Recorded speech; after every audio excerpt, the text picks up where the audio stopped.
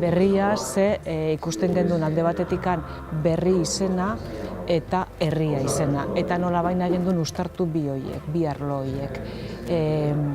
Era kolaboratibo baten, arlo publikoa eta arlo soziala, gizarte arloa. Burokrazia hori pixka bat arintzeko. Lege guztiak onartuz eta errespetatuz, baina burokrazia hori nola pixka gainditzeko. Eta espazio publikoak tradizionalki Euskadin gizarteak antolatu eta gizarteak martxan jarri dituen bezala, guain ere kapazitatea izatea aurrera begira hori horrela izateko.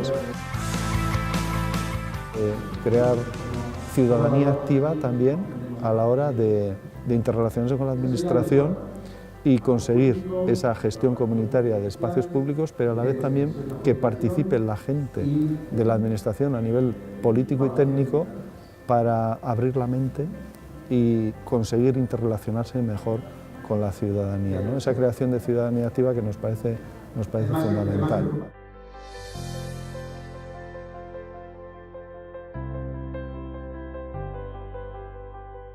Normalean horrelako prozesuak pizten direnean, beti dago konflikto bat. Orduan egon gara hitz egiten, nola kudeatzen den konflikto edo kudeatu baino, nola ulertzen dugu edo nola onartzen dugu konflikto hori badagola eta agian inkluso dela ona aurrera egiteko. Jendartean eta Euskal Herrian badaudela esperientzia komunitarioak, orduan existitzen direla, eta badaude esperientzia berriak ere oso potenteak direnak, orduan, ustea ere hori garatza pixka beldur barik, teknikoki beti daukagu beldur bat, horrelako proiektu esperimentalak edo nun espazioa ez dagoela oso ondo definituta, komunala dena eta horrela, hori nola arautzen den, nola egiten den hitzarmen bat, nola kudeatzen den, eta bota da, batzutan ere ausartak izan behar garela eta pixkat esperimentatu egiten dira.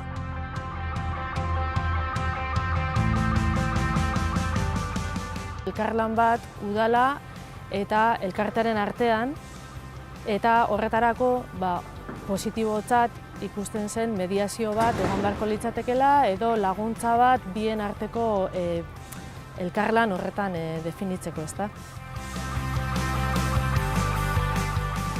Aldi berean ikusten dare bai, segun eta zer motatako elkarteak diren, agian ez daukatela posibilitaterik proiektu bat garatzeko, zer den proiektu bat, laguntza behar dutela, eta ez mediazio horretan bakarrik, udalaren partetik agian proiektu hori nola garatu behar den, idea hori proiektura bilakatzen lagundu behar dela ere bai. Ekimen zibila lagundu behar da, baina oinarriko izaera galdu gabe. Benetan jarduera publikoa bultzatzea eta ez bihurtzea batzuentzako batzuen bermeak edo batzuen eskubideak izateko besteen aurrean. Orduan hor badago kontraesan batzuk daude eta nik uste dut bilatu behar duguna da nola gainditu kontraesan hori.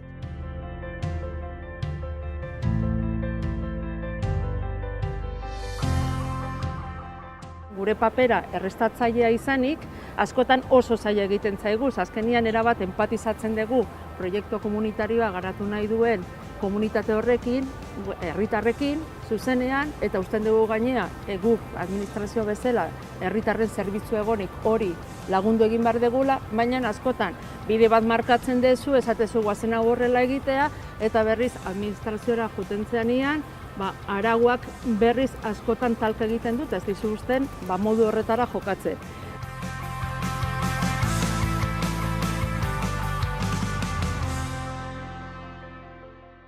70 lagun elkartu geha, horrek esan nahi du benetan interesa dagola. Eta interesa balin badago eta borondatea balin badago, jakinik bidea luzea izango dela, baina nik uste dut importantea dela denok nolabait bat egitea bide horrekin, eta ala balin bada, urratsak gutxinaka emanez, aurrera egingo degula.